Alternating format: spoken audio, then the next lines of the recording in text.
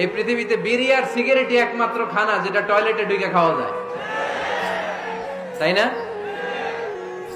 পৃথিবীতে সিগারেট আর বিড়ি একমাত্র খাবার।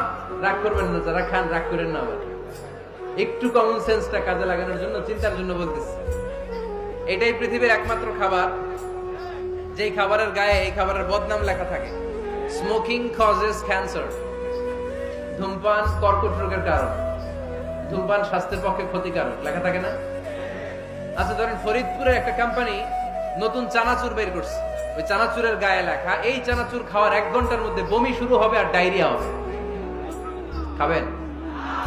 কি কইবেন? তুই খা। দোকানদারে কি কইবেন?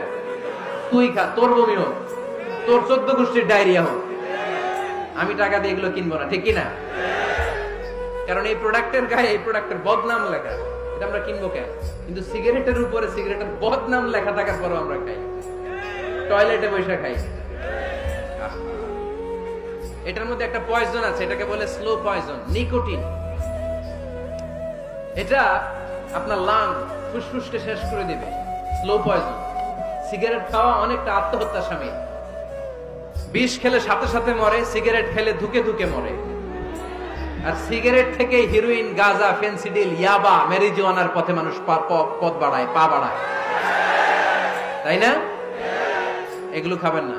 ওয়ালা তুলকু আইদিকুম ইলা তাহলুকা, নিজে নিজেকে স্বেচ্ছায় ধ্বংসের দিকে ঠেলে দিও না। জীবনটা অনেক সুন্দর, জীবনটা অনেক রঙিন, আল্লাহর দেয় জীবনটাকে উপভোগ করার দরকার আছে না নাই? এই জন্য সিগারেটকে এই ফরিদপুরের প্রোগ্রাম থেকে আমরা আজকে নো বলে দিলাম। কি বলে দিব? আওয়াজ করে সবাইকে আমরা সবাই একসাথে বলবো, সিগারেটকে কি বললাম? মনে থাকবে? মাহফিলের প্যান্ডেল থেকে বাইর হয়ে আবার ইয়েস, হ্যাঁ না, ইয়েস করা যাবে না। সিগারেটকে কি বললাম? নো।